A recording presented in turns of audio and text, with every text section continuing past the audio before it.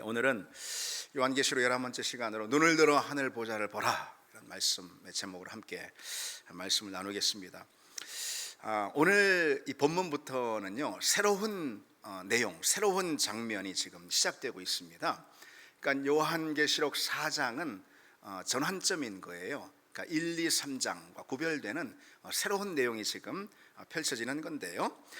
우리가 지난번 쭉 살펴봤듯이 요한계시록 2장하고 3장은 뭐죠? 그래도 우리가 요한계시록 이 말씀 가운데서는 조금 익숙한 그런 내용들이죠. 7교회, 소아시아 7교회, 그런데 지상교회인 거예요. 지상교회의 모습을 보여주는 그런 내용이 이제 2장과 3장이었습니다. 당시 소아시아 7교회, 그리고 그 7교회는 무엇을 대표하는 거죠? 가리키는 것일까요? 이 역사 가운데 있는 모든 지상교회, 우리 교회를 포함해서 역사 오고 오는 이 역사 가운데, 역사 끝날 그때까지 이 세상 가운데 하나님께서 두신 그 교회, 그 지상교회라 이 말이죠. 현실교회, 그 교회를 가리킨다 또는 대표한다. 이 2장과 3장에 기록된 소아시아 7교회가 바로 그런 말씀이에요. 지금까지 그 지상교회에 관한 말씀이 이어지다가요, 오늘 본문에 갑자기 무대가 전환되면서 천상의 모습이 펼쳐지는 걸 볼 수 있습니다. 자, 본문을 보면은 이렇게 말씀이 시작하고 있죠. 이 일 후에 내가 보니, 이렇게요. 요한은 지금까지요 7교회 사이를 거니시는 그리스도를 환상 가운데 지금 봤습니다. 그게 2장하고 3장입니다.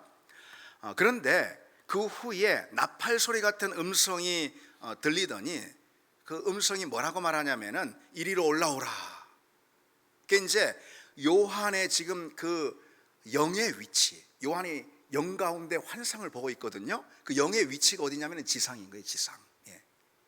그런데 요한의 그 영을 부릅니다. 이리로 올라오라. 어디일까요? 바로 천상을, 하늘 보좌를 말하는 거예요. 천상으로 올라오라. 이런 나팔 소리와 같은 그 소리가 들렸다라는 거예요. 그리고 그 즉시 요한이 성령에 감동이 됩니다. 성령으로 충만해진다 이거예요. 그래서 요한에게 이제 새로운 환상이 열립니다. 그리고 그 환상 가운데 요한의 영이 천상을 향해 지금 올라갑니다. 그처럼 요한이 새로운 환상을 보는데, 그 환상이 이제 오늘부터 시작되는 4장부터 해서 어디까지냐? 16장까지입니다. 그게 환상의 새로운 단락인 거예요. 자, 여러분, 오늘 본문 조금 이해하기 어려운 그런 내용도, 그리고 상징적인 표현도 많이 나오잖아요. 그 표현, 그 어구 하나하나를 오늘 이 시간 세밀하게 따지다가는 시간이 한정이 없기 때문에 제가 이제 4장 1절로 11절 한 장을, 그래서 오늘 이 짧은 시간에 다 다루려고 이렇게 하는 거거든요. 자, 이 요한계시록을 이해하기 위해서는요 매우 중요한 열쇠가 있는데, 그중 하나의 아주 중요한 열쇠가 뭐냐면은 오늘 등장한 바로 이 어구, 이 문구입니다. 그러니까 요한계시록은요, 주님이 요한의 눈을, 영의 눈을 열어서 환상을 보여주시는 거예요. 그 환상 가운데 계시, 그러니까 비밀을 열어 젖히는 게 계시거든요. 그 환상 가운데 어떤 계시를 보여주는 그 말씀, 그 말씀의 내용이 한마디로 말해서 요한계시록 1장부터 마지막 장 전체 내용인 거예요. 그것이 요한의 눈을 열어서 환상을 펼쳐주시는데, 그 환상 가운데 하나님의 계시를 보여주십니다. 그게 그냥 요한계시록인 거예요. 그게. 그런데 요한이 환상을, 네 환상을 봅니다. 네 장면의 환상을 봐요, 요한계시록에 보면은요. 그런데 그 네 장면의 환상을 볼 때마다 중요한 것은 각각의 환상이 열릴 때마다 이 문구로 열립니다. 이 어구로. 성령에 감동되어. 오늘 2절에도 성령에 감동되어 라고 등장하죠. 이게 요한계시록에 4번 나오고, 4번 나올 때마다 새로운 환상으로 전환이 되는 거예요. 그러니까 1장에도 있었겠죠. 그러니까 원문으로 보면은 요한계시록은 헬라어로 쓰였잖아요. 엔 푸뉴마티. 그래서 엔 푸뉴마티는 영어로 보자면은 in the spirit 이렇게 됩니다. in the spirit. 우리말로 성령 안에서. 그런데 번역에 따라서 성령에 감동되어, 아니면 성령 안에서, 이렇게 다 우리말은 이렇게 번역을 하고 있는데 엔 푸뉴마티라는 거예요. 이 어구가 1장에 나왔어요, 여러분. 그리고 오늘 4장 2절, 그리고 4장부터 환상의 한 단락이 어디까지 간다고 말씀드렸죠? 아까 16장까지 간다고 했어요. 그렇죠? 그럼 17장에 엔포니마티, in the spirit 이렇게 나오겠죠. 17장에. 그리고 또 마지막이 21장입니다. 21장에 역시 성령 안에서 또는 성령에 감동되어 이렇게 이 네 어구가 나옵니다. 그때마다 요한에게 새로운 장면의 환상이 펼쳐지는 것이고, 그 환상의 내용이 곧 요한계시록 말씀인 것입니다. 여러분 이제 이해하셨죠? 예. 그런 걸 알아야 할까? 예, 알아야 합니다, 여러분. 알아야지 요한계시록을 그저 자의대로 이렇게 해석하지 않고 말씀이 주는 그 맥락 안에서 그 의미와 메시지를 우리가 파악을 할 수가 있습니다. 그래서 저도 이런 말씀을 드리기가 우리 성도들이 글쎄 이제 까다로워하고 복잡해할까봐 많이 꺼려지는데, 그럼에도 불구하고 이런 설명을 안 해드리면 안 되는 거거든요. 그래서 불가피 해드리니까 여러분 꼭 기억을 하시기 바랍니다. 그러면은 여러분, 내 환상으로 이루어진 책이 뭐라고 그랬죠? 요한계시록이라고 말씀을 드렸잖아요. 그러니까 1장부터 3장, 그리고 4장부터 16장, 17장부터 그리고 20장, 그렇죠? 21장부터 마지막 22장까지 이렇게 되는 건데요. 그 환상들 가운데 각각 주시는 그 환상의 메시지가 무엇일까요? 환상, 그냥 환상이 아니라 환상 안에 담긴 메시지가 중요한 거잖아요. 그것이 무엇일까요? 이제 앞으로 쭉 살펴보겠죠, 여러분. 그런데 오늘 그냥 아주 간략하게 일별을 한다면은 사진 한번 띄워주시면은, 첫 번째 환상 우리가 이미 살펴봤어요. 1장부터 3장인데 이게 지상교회에 대한 내용입니다. 이미 살펴봤으니까. 두 번째 환상은 오늘부터예요. 4장부터 16장까지인데 이건 뭐냐면 한마디로 말해서 역사의 과정 가운데 일어나는 하나님의 심판에 관한 그런 내용입니다. 지금 인간 역사, 인류 역사 있잖아요. 이 역사의 과정 가운데 일어나는 하나님의 심판이 있다 이 말이에요. 그것에 관한 기록이 바로 4장부터 16장입니다. 세 번째 환상, 그건 이제 17장부터 20장인데 역사의 마지막, 최후, 그렇죠? 역사의 그 마지막, 역사가 파국을 맞는 그 최후에 있을 최후의 심판의 내용, 그게 17장부터 20장입니다. 그 다음에 네 번째 환상은 구속의 이 대장정, 구속의 대드라마가 이제 마감이 되고 완성이 되고 새하늘과 새 땅이 이 땅 가운데 내려오는, 천국이 임하는 그런 내용입니다. 그걸 통해서 대단원의 막이 내리는 것이죠. 그렇게 요한계시록에는 내 환상이 있고, 내 환상이 우리에게 주는 메시지, 이게 요한계시록의 골자다 이렇게 말할 수가 있습니다. 여러분 이제 이해하셨죠? 조금만 더 보시죠. 조금만. 오늘 본문은요 두 번째 환상이 되겠죠. 그렇죠? 이렇게 시작되는 거예요. 두 번째 환상은 16장까지 이어진다고 말씀드렸는데 그 내용이 뭐라고 그랬죠? 역사 가운데 한복판에 임하는 하나님의 심판, 그에 관한 말씀이라고 그랬어요. 그래서 요한계시록 조금이라도 읽어보신 분들은 인심판 기억하시죠? 그렇죠? 그리고 나팔심판, 대접심판 기억하시죠? 그런 내용입니다. 한번 읽어보시기 바랍니다. 우리가 기왕 요한계시록을 나가니까 22장밖에 안 돼요. 그래서 사실 1시간 반? 이 정도만 읽으면 시간 내면 읽을 수가 있습니다. 한번 쭉 읽어보시기 바랍니다. 이렇게 조각조각 읽으면 안 돼요, 여러분. 그래서 딱 시작해서 저 끝까지 마지막까지 쭉 한번 읽어보시기를 권해드립니다. 자, 하나님 말씀이잖아요. 하나님의 말씀. 그 심판의 내용이 바로 4장부터 16장입니다. 그런데 오늘 4장과 우리가 다음 주 살펴볼 5장이겠죠. 오늘 4장과 5장은요 그러한 역사 가운데 임하는 하나님의 그 심판이 있죠. 그 심판을 보여주시기 전에 먼저 하늘 보자, 천상의 모습을 하나님이 먼저 요한에게, 다시 말해 우리에게 지금 보여주고 있는데, 그 천상에서 어떤 장면이 펼쳐지냐? 예비하는 장면이 펼쳐지는 거예요. 그것을 어떤 막간으로 삽입을 시켜놨어요. 4장 5장. 그 다음에 이제 6장부터 본격적으로 역사 내에 임하는 하나님의 심판의 장면들을 인심판, 나팔심판, 대접심판으로 보여주는 것이죠. 자, 그러면 다시 한번 정리해 보겠습니다. 요한계시록 1장하고 3장은 역사 가운데 있는 지상교회의 모습들을 보여줬습니다. 그리고 6에서 16장까지는 역사의 과정 가운데 임하는 하나님의 심판을 보여준다고 말씀드렸어요. 그 막간인 4장과 5장은 잠시 요한의 눈을 하늘로 두게 하고 요한을 하늘로 초대했어요. 그리고 하늘의 장면들, 천상을 비춰줍니다. 지금까지 지상교회의 모습은 어때요? 1장에 3장에 소개된 한마디로 박해도 많고 시련도 많고, 그리고 또 교회의 그 모습 자체도 너무나도 모자라고 부족한 모습들이 참 많이 있었어요. 그러니까 책망도 많이 받지 않습니까? 그런데 그 같은 시간, 그 동일 시간의 천상의 모습은 지금 어떤가?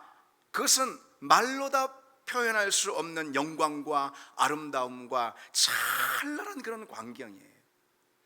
하나님을 예배하고 찬양하는 찬란한 광경이 그 동일 시간대의 천상에는 지금 펼쳐져 있는 바로 그 모습을 보여줍니다. 마지막으로 한 번 더 설명하겠습니다. 요한은 지금까지 역사 내에 있는 지상교회의 그런 부족하고 허물 많은 약한 모습들을 봤습니다. 1장에서 3장까지. 그리고 이제 역사 내에서 실행될 하나님의 심판, 그건 교회뿐 아니라 모든 사람들을 다 포함하는 그런 하나님의 심판인 거예요. 그런 심판의 모습들을 앞으로 보게 될 거예요. 그 막간 4장과 5장에 하나님께서 잠시 하늘의 모습을 비춰주십니다. 자, 설명이 잘 되었죠, 여러분? 이렇게 설명 잘 해주는 사람도 없어요, 여러분. 친절하게. 자, 친절하다고 생각되면 박수를 한번. 됐습니다. 그냥 드리는 말씀입니다. 여러분들 주의를 집중시키려고. 자, 그럼 됐어요. 이제 그럼 됐어요. 요만큼만 할게요. 자, 이제 본문으로 들어가 보겠습니다. 오늘 본문의 내용도 뭐 다 샅샅이 살펴보지는 않겠습니다, 여러분. 자, 2장과 3장에서 지상교회의 모습을 본 이 요한에게요, 나팔 소리와 같은 이제 하늘의 음성, 천사의 음성이죠. 음성이 들리면서 이리로 올라오라. 요한을 하늘로 초대하는 거예요. 그 즉시 요한은 성령의 감동이 되어서, 그러니까 성령 안에서 감동되어서 그 영이 들려서 하늘로 올라갑니다. 그리고 하늘의 광경을 봅니다. 자, 그럼 어떤 장면을 보게 되었을까요? 간단하게 말씀드려서 보좌가 하늘에 펼쳐져 있어요. 보좌가. 그 보좌 위에 누가 계실까요? 당연히 하나님이 앉아 계십니다. 3절이에요. 그분의 모습을 어떻게 소개하고 있죠? 마치 벽옥과 홍보석 같다고 했는데 뭐 이 보석이 어떤 건지는 우리가 알 수가 없어요. 근데 그게 아는 게 중요한 것도 아니고요. 어쨌든 값진 보석이에요. 다시 말해서 하나님을 값진 보석에서 발산이 되는 찬란한 빛으로 지금 오늘 본문은 묘사하고 있는 것입니다. 그리고 그 보좌 곁에 네 생물이 있습니다. 6절로 8절에 보면은, 그리고 그 네 생물 주위에 보좌를 둘러 앉은 24장로들이 있습니다. 그게 4절, 그 다음에 10절로 11절 이렇게요. 그런 장면이 요한의 눈에 딱 들어오는 거예요. 다시 한 번 더 설명을 드리면요, 정중앙에 하나님이 좌정하신 보좌가 있고요, 보좌와 가장 가까운 보좌 곁에 네 생물이 있고, 그 바깥에 24장로가 둘러 앉아 있는 그런 광경을 보게 된 것입니다. 네 생물, 사자 같고 송아지 같고 사람 같고 독수리 같다라고 그랬잖아요. 그러면은 이 네 생물은 무엇을 상징할까? 자, 긴 설명은 빼고요, 한마디로 피조물 가운데 가장 고상하고 가장 강하고 가장 아름답고 가장 지혜로운 그런 존재를 가리키는 거예요. 이 네 생물, 사자, 그리고 송아지, 이제 소. 당시에 아주 값진 그런 짐승이었죠. 그리고 사람 같고, 그리고 하늘에 선 누구죠? 독수리 같고. 다시 말해서 피조물, 하나님 만드신 피조물 가운데 가장 고상하고 가장 지혜롭고 강한 그런 존재, 곧 피조 세계의 만물, 그것을 말하는 것입니다. 주님 하나님 보좌 곁에 그 만물이 둘러 앉아 있는 거예요. 그러면은 그 바깥에 24장로가 자리하고 있다고 그랬는데, 24장로는 뭘 상징할까요? 이건 뭐 계시록에 대한 여러 주석학자들에 따라 좀 다양한 의견들이 있지만은 이렇게 보시면 됩니다. 24장로는 여러분 구약의 12지파, 신약의 12 제자. 그렇죠? 그래서 24장로인 거예요. 다시 말해서 구약의 12지파와 신약의 12제자를 일컫는 것이니까 곧 모든 시대 하나님의 백성만 하는 거죠. 구약의 12지파 하나님의 백성, 구약의 신약의 12제자, 12제자로부터 일어난 모든 구원받은 열방의 백성들, 하나님의 백성들. 그렇잖아요. 이 시대 가운데, 모든 시대 가운데 있는 하나님의 백성을 상징하는 것이 24장로다, 이렇게 보면 되겠습니다. 자, 그러니까 내 생물은 모든 피조물, 24장로는 모든 하나님의 백성들. 그렇죠? 그 존재가 하나님 중심으로 동심원을 동심원으로 둘러서 있는 거예요. 그러면은 그런 그들이 지금 뭘 하고 있을까요? 뭘 하고 있습니까? 먼저 내 생물부터 한번 보실까요? 마치 여러분 이사야 보면은 그룹들 6날개가 달린 그룹 천사잖아요. 예. 스랍이라고 그래요. 스랍. 그렇죠? 그 스랍처럼 날개를 펴가지고 보좌에 앉으신 하나님을 지금 경배하고 있습니다. 8절 한번 보실까요, 여러분? 같이요. 거룩하다, 거룩하다, 거룩하다. 주 하나님 곧 전능하신 이여, 전에도 계셨고 이제도 계시고 장차 오시리라. 이렇게 찬양과 경배를 올리는 거예요. 내 생물 곧 모든 피조물들이 하늘에 있는. 그리고 뒤를 이어서 24장로의 경배가 합류하는 걸 볼 수 있어요. 그게 12절입니다. 우리 같이요. 우리 주 하나님이여 영광과 존귀와 권능을 받으시는 것이 합당하오니 주께서 만물을 지으신지라 만물이 주의 뜻대로 있었고 또 지으심을 받았느니라. 이렇게 찬양하는 내용이에요. 찬양. 찬양, 이게 가사입니다. 그러니까 모든 피조물과 하나님의 백성이 함께 하나님을 경배하는 정중앙에 하나님의 보좌, 하나님이 앉아 계시고, 그것을 요한이 이리로 올라오라 해서 하늘로 그 요한의 영이 올라가서 본 그런 광경입니다. 지금 하나님을 경배하는 장면, 예배하는 장면이죠. 특히 어떤 하나님을 예배하고 있을까요? 어떤 하나님? 그렇습니다. 어떤 하나님을 예배하고 있을까요? 창조주 하나님을 예배하고 있어요. 우리 주 하나님이여 영광과 존귀와 권능을 받으시는 것이 합당한. 왜 합당하냐? 왜 합당해요? 주께서 만물을 지으셨기 때문에. 창조주 하나님을 찬양. 그러니까 여러분 4장, 이제 우리가 다음 주 5장 보실 텐데 4장과 5장은요 천상의 예배를 그리고 있거든요.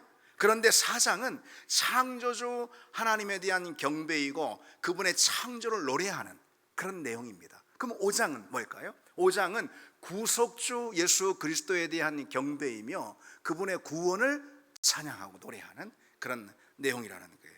자, 여기서 우리는 예배가 무엇인지 우선 점검해 봐야 되지 않겠어요? 그리고 오늘 본문이 명확하게 해주고 있다는 걸 보게 됩니다. 우리가 예배할 때 뭘 예배하는 건가? 여러분, 예배의 내용은 무엇일까요? 예배가 없는 종교는 없습니다. 기독교를 같은 종교의 손에 놓긴 어쨌든 그렇지만 하여튼 예배가 없는 종교는 없어요. 그 종교의 어떤 신, 그 대상에게 뭔가를 다 예배하고 드리고 경배하고 찬양하고 그렇습니다. 근데 우리는 뭘 예배하는 사람들일까요?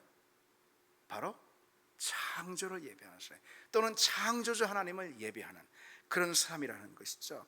그리고 그리스도의 구속을 예배하는 사람이라는 거예요.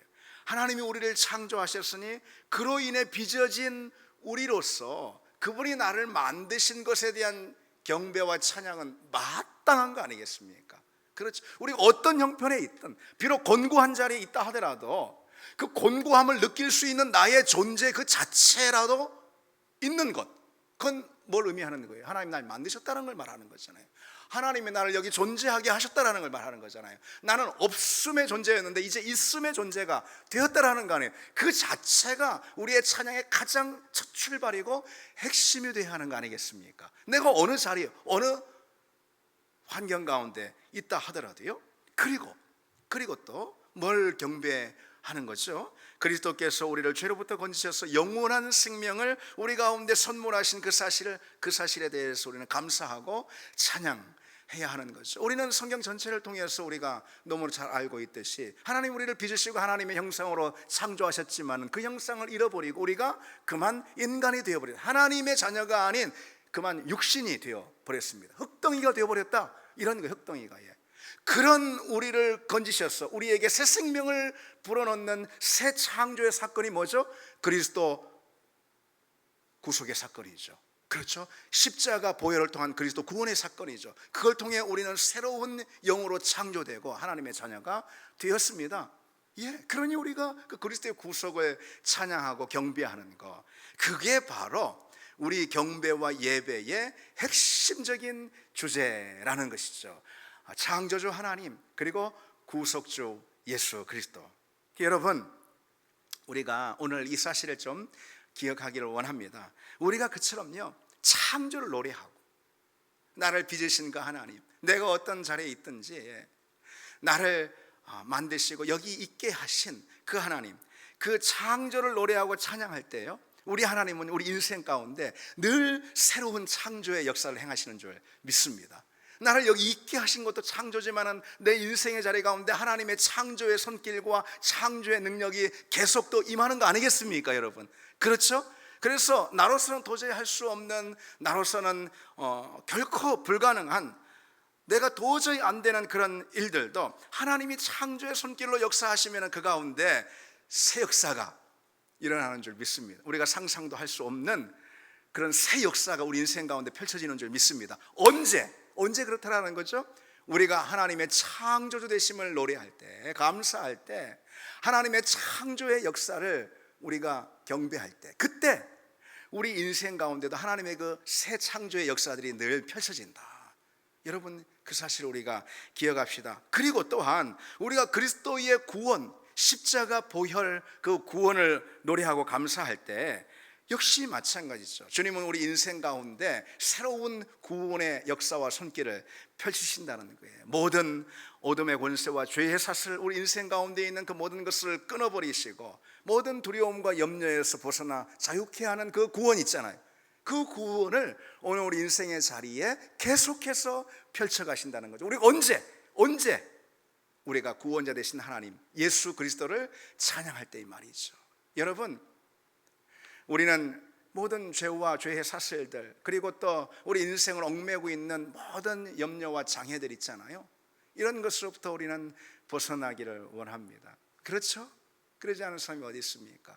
그런데 언제 그리스도의 그 구원의 손길을, 그 능력을 경험할 수 있느냐?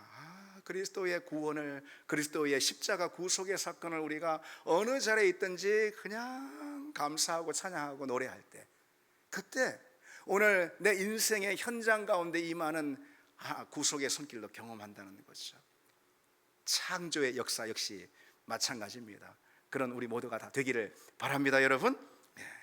자, 다시 본문을 한번 더 보시면은요, 요한은 지금 환상 가운데 하나님의 보좌와 영광을 아주 정말 실제적으로 피부에 와 닿게 지금 경험하고 있는 거예요. 성령에 감동되어 성령 안에서 이리로 올라오라 해서 천상을 지금 그 영의 눈이 열려서 지금 장면을 보고 있는, 하나님의 임재와 영광, 그 위엄의 장면을 지금 요한이 보고 있잖아요, 지금. 그렇습니다. 요한은 자신의 눈앞에 펼쳐진 그 하늘 보좌의 모습에 시선이 완전히 다 고정이 되어 있습니다. 그의 눈앞에 하늘의 영광이 마치 손에 잡힐 듯이 지금 펼쳐져 있는 그런 상황인 거예요. 찬란한 영광 가운데 보좌에 앉으신 하나님의 그 모습을 요한이 전 존재로 마치 압도를 당하듯이 지금 마주하며 경험하고 있습니다. 그 순간 요한이 어땠을까요, 여러분? 그 순간 방금까지 요한이 본 그런 환상 가운데의 모습은 지상교회의 모습이었어요. 2장과 3장. 근데 지상교회의 모습 어때요? 환난과 박해 가운데 너무 힘든 시련 가운데 놓여 있습니다. 그리고 교회 그 자체도 부실하고 약하고 모자라고 그런 점들이 참 많아요. 여러 문제를 안고 힘겨운 그런 싸움들을 하고 있습니다. 지상교회가 그런 거 아니겠어요? 그런 지상교회의 모습을 보다가 갑자기 그의 눈이 들려서 천상의 자리를 향합니다. 그리고 보좌에 계신 주님의 임재에 압도당하고 있는 거죠. 요한에게 그처럼 여러분, 주님께서 하늘 보좌의 모습을 보여주신 의도가 무엇일까요? 무엇이겠습니까? 이 땅 지상의 교회 모습을 보니 참 아슬아슬합니다. 예. 언제 넘어질지 모르고, 그리고 또 핍박과 박해, 이 시련의 파도는 너무나도 거세게 불어닥치고 있습니다. 그걸 보면은 낙심과 좌절이 절로 드는 그런 상황이에요. 그런데 요한의 눈을 들어 천상교회, 천상 어떤 예배의 장면을 보게 하실 때 요한으로 하여금 염려하지 말라, 그런 말씀하시는 거 아니겠어요 이게? 그렇죠? 예, 두려워하지 말라, 염려하지 말라, 그런 말씀인 거예요. 비록 어려움이 있고 문제도 있고 그로 인해 씨름하는 힘겨운 걸음들이 있지만은 지금 이 순간, 같은 동일한 그 순간 하늘은 어떠냐? 하나님의 영광과 찬란한 아름다움과 빛으로 가득 차 있어요. 지금 하늘은 말이죠. 그리고 우리 역시 그 자리로 들어가게 돼 있습니다. 그렇지 않습니까? 구원받은 하나님의 백성과 교회는 그 자리에 들어가게 돼 있다. 다시 말해 우리의 집은 바로 거기에 있습니다. 그것을 소망하고 이 땅이 현실의 모든 문제로부터 염려를 놓고 자유하고 넉넉한 마음으로 이기라. 지금 그런 메시지인 거예요, 여러분. 그렇겠죠, 여러분? 그런 메시지가 있겠죠. 여러분, 스데반이 돌에 맞아 죽는 이 장면을 다 아시잖아요. 사도행전 7장에 스데반이 성령 충만하여 하늘을 우러러 주목하여 하나님의 영광과 및 예수께서 하나님 우편에 서신 것을 보고 말하되, 보라, 하늘이 열리고 인자가 하나님 우편에 서신 것을 보노라 그랬어요. 스데반 눈앞에, 바로 눈앞에 자신을 위협하는 그 유대인들이 있습니다. 이를 갈면서 돌을 들어 당장이라도 그 수백 명이 스데반을 향해 돌을 들어 쳐 죽이려고 하는 그런 지금 장면이에요. 그런데 그런 유대인들 눈앞에 펼쳐진 그런 현실보다도 하나님이 지금 스데반에게는 훨씬 선명하게 스데반의 눈에 들어오고 있다 이 말이죠. 그렇잖아요. 하나님이 그 영혼의 눈과 귀를 열으시고 그 영혼의 피부에 마치 와 닿는 것처럼 하나님이 너무나도 실제적이고 선명하게 지금 느껴지고 보이고 있습니다.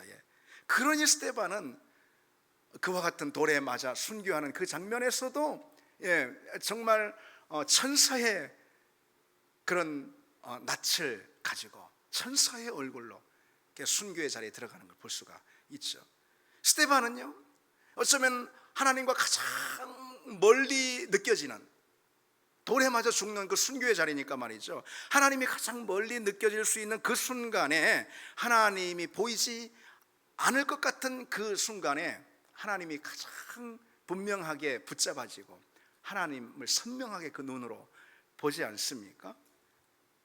돌을 든 군중들이 이를 가는 그런 소리보다 천군 천사가 응원하는 하늘의 응원 소리가 더 크게 지금 스데반에겐 들리는 거예요. 사나운 군중들의 소리는 그 천군 천사의 응원 소리에 완전히 다 묻히고 말았습니다.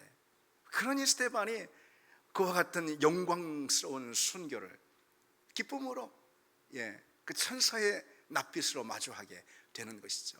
이 땅 비록 힘들고 어렵고 고난이 있지만은, 힘겨운 싸움과 믿음의 투쟁들을 우리가 하고 있지만은, 그러나 우리의 눈을 들어서 오늘 요한처럼, 그리고 또 스데반처럼 말이죠, 천상의 자리, 하늘 보좌죠. 눈을 들어 하늘 보좌를 우리가 볼 때 우리의 전 존재는 하나님의 그 임재와 위엄, 그 영광에 압도되게 된다는 거예요.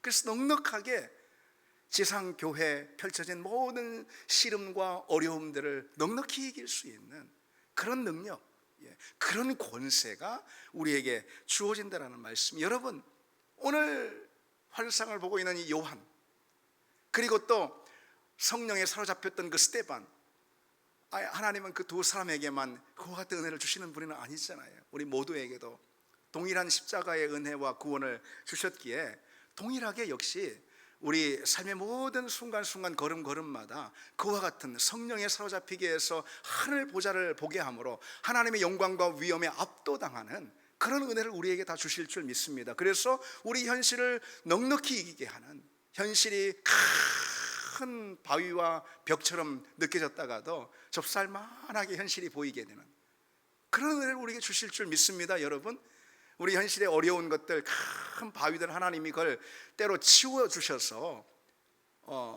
우리 우리의 문제를 해결해 주실 때도 있을 수 있지만은 큰 바위처럼 보이는 우리 현실을 작은 돌멩이 아니 좁쌀만하게 보이게 하는 우리의 믿음을 통해서도 하나님 우리 현실을 넉넉히 이기게 하시는 그런 분임을 믿습니다. 여러분, 그래서 우리가 성령으로 다만 충만한 것이 중요한 거예요. 스데반도 그랬고 오늘 요한도 그랬잖아요. 성령 안에서 성령으로 충만할 때 그와 같은 능력을 경험할 수가 있는 거죠.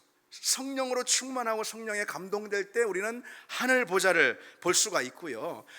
하늘 보좌를 믿음으로 보는 그 믿음의 눈이 열리면은 우리 앞에 있는 모든 것을 현실 그대로 판단하고 현실 그대로 우리는 받아들이지 않는다는 거예요. 그런 사람은 현실을 새롭게 하는 그런 하나님의 능력과 권세에 사로잡히게 됩니다. 하나님은 오늘도 우리에게 그와 같은 은혜를 주시는 분임을 믿습니다. 그 은혜를 사모하고 그 능력 가운데 거하는 우리가 되기를 바랍니다.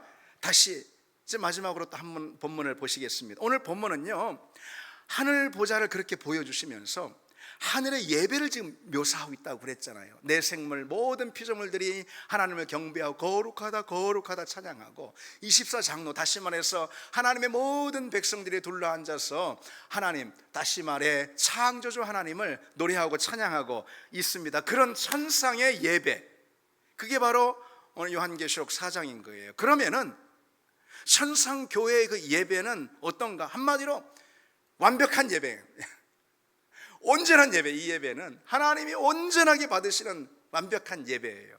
천상의 예배니까 그렇습니다. 따라서 천상의 교회, 그 예배를 드리는 예배자들인 천상교회 아니겠어요? 그 천상의 교회 역시 어떤 교회일까요? 온전한 교회죠. 온전한 교회. 천상의 교회는 온전한 교회이고 그 온전한 교회가 드리는 예배는 온전한 예배가 돼서 하나님이 그 예배를 다 받으십니다. 우리는 결국 하나님 나라 가서 그런 예배자가 다 될 수 있을 겁니다.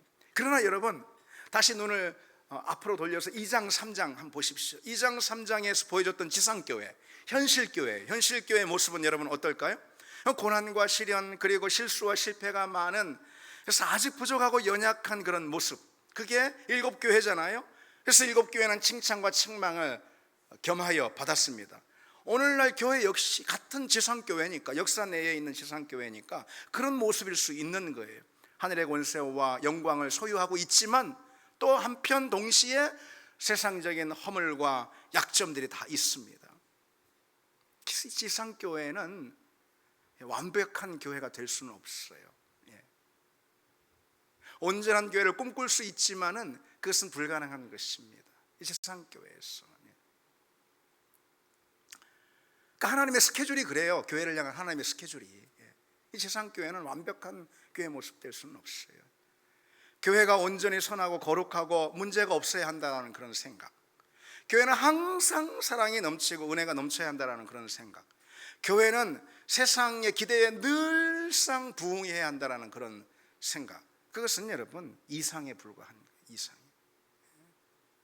물론 이 교회는 그런 모습을 향한 갈망과 씨름이 당연히 있어야 합니다. 그러나 현실 교회는 여전히 허물과 부족함, 심지어 죄까지 다 가지고 있어요. 죄인들이 모인 공동체니까 단 의롭다 여기심을 받았을 뿐이지. 그래서 사실 현실 교회의 허물과 실패는 세상 사람들이 우리 늘 거세게 비난하며 지적하는 것일 수도 있지만은 사실 교회에 있는 우리 자신들이 더 많이 매일같이 느끼는 일 아니겠습니까? 그렇죠. 현실 교회의 어떤 부족함들 말이죠. 그러면은 그럼에도 불구하고 주님께서 교회를 세상에 두시는 이유가 뭘까요? 교회의 존재 이유는 뭘까요, 여러분? 그럼에도 불구하고 아니 좀 심하게 비판해서 교회나 세상이나 다른 게 없는 것 같아. 교회 다니는 사람이나 세상에 있는 사람이나 똑같이 죄짓고 사는 것 같고 다른 게 없는 것 같아라고 좀 심하게 표현해서, 물론 그 표현은 심한 표현이 당연히 돼야만 하지만 어쨌든 정말로 똑같으면 안 되잖아요. 어쨌든 교회에 대한 기대가 있기 때문에 우리 자신도 그렇고, 그렇죠? 그러니까 성도라고 하는 거 아니겠어요? 기대가 있게, 세상 사람들도 교회에 대한 기대가 있기 때문에 그 기대에 미치지 못할 때는 교회나 세상이나 다를 게 뭐가 있어, 이런 거센 비난을 우리가 받습니다. 그럼에도 불구하고 주님께서 교회를 이 땅에 두시는 이유가 무엇일까? 여러분, 우리는 이 사실을 기억해야 합니다. 교회의 존재 목적은요, 세상을 향해서 완벽한 모습으로 서 있는 것이 아니라는 거예요. 그걸 알아야 합니다. 그런 교회는 없어요. 교회의 존재 목적은 다만 그런 교회가 되려고 씨름하는 거예요. 힘쓰는 거예요. 몸부림하는 거예요. 그러니까 스트러글, 씨름하는 거예요. 그런 교회가 되기 위해서요. 그러다 실수와 실패, 모자람도 있지만 그럴지라도 그것을 위해서 씨름하는 모습이 바로 이 지상교회를 향한 하나님의 부르심이다. 그 사실입니다. 그러니 문제와 허물과 실수와 모자람이 없는 그런 교회는 없고, 그것은 이상에 불과합니다. 어느 날 한 부인이 그 위대한 스펄전 목사 있잖아요. 영국에 찰스 스펄전 목사를 찾아와서 자신의 고민을 꺼내면서 이런 요청을 했다라는 거죠. 목사님, 저는 교회 생활하는데 너무나도 힘들다고, 사람들 때문에 너무나도 힘들다고, 문제없는 교회를 좀 하나 소개시켜 달라고 스펄전 목사에게 부탁을 했다라는 거 아닙니까? 그때 스펄전 목사가 이렇게 말했죠. 부인이 혹시 그런 교회를 찾는다면 나한테도 좀 소개를 해달라고, 나도 그 교회에 가고 싶다고. 그러나 부인만큼은 그 교회 가지 말라고, 속하지 말라고. 왜요? 그러니까 부인이 그 교회에 끼는 날 그 순간부터 그 교회의 온전한 모습은 깨지고 말 것이라고. 온전하고 이상적이고, 사실은 내가 볼 때, 내가 판단할 때 이상적인 그런 걸 말하는 거 아니겠어요? 그렇죠? 그런 교회 어디 없냐고. 그런 교회는 없다라는 것이죠. 그런 생각을 하는 것이 잘못된 생각이라는 거예요. 문제없는 교회는 없어요. 갈등과 불화가 없는 그런 교회는 없습니다. 완벽한 교회는 없어요. 신약의 교회, 예루살렘 교회로부터 시작해서 모든 교회 다 역시 마찬가지입니다. 그래서 서신서, 교회를 향한 서신서가 쓰인 주된 이유가 뭐예요? 교회의 그런 문제점에 대한 지적, 그걸 말하는 거예요. 그 완벽한 교회는 그 자체가 환상일 뿐더러요, 그마저도 저마다 기준이 다 자기 기준으로 뭐 완벽한 게 뭔데요? 자기 기준 아니겠어요? 그 기준은 바르지 않을 뿐만 아니라 자주 변하기까지 합니다. 그래서 여러분, 내가 찾는 이상적인 교회는 그저 나한테 만족스러운 교회일 뿐인 거예요. 그게 하나님께 만족스러운 교회가 아니고요. 세상이 볼 때, 세상 이상적인 교회를 자꾸 요구하잖아요, 우리에게. 세상이 볼 때 이상적인 교회 역시 세상이 좋아하는 교회일 뿐이지 하나님 보시기에 좋은 교회가 아니라, 이런 뜻이에요, 여러분. 그럼 뭐 그런 교회는 뭐 아예 안 되니까 포기하고 살자, 그런 뜻은 아니라는 거 여러분 다 아시죠? 여러분, 우리가 이 사실을 기억해야 합니다. 다만 교회예요. 다만 우리 교회에 하나님이 기뻐하시는 교회가 되기 위한 그런 몸부림과 씨름이 있다면은 그 교회는 살아있는 교회입니다. 그 교회는 살아있는 교회예요. 그리고 그런 씨름은 누구 다른 사람의 몫이 아니라 나의 몫이라는 거예요. 아까 스펄전 찾아간 그 부인처럼 말이죠. 아마 권사님일 거야, 아마. 누구 다른 사람의 몫이 아니라는 건 나의 몫이에요. 하나님이 기뻐하시는 교회로 만들어가는 것은 내 자신의 몫이라는 거. 그런 교회를 조금씩 한 걸음이라도 이루기 위해서 바로 여기 있는 우리들을, 저와 여러분들을 우리 교회로 불러 모아 주셨다. 그래서 세상 가운데 그런 온전한 교회의 모습을 조금이라도 보이려고 애쓰고 씨름하는 그 모습 그 자체, 하나님이 기뻐하시는 교회는 바로 그런 교회라는 사실 여러분 기억하시기 바랍니다. 우리 같이 찬양 드리시겠습니다.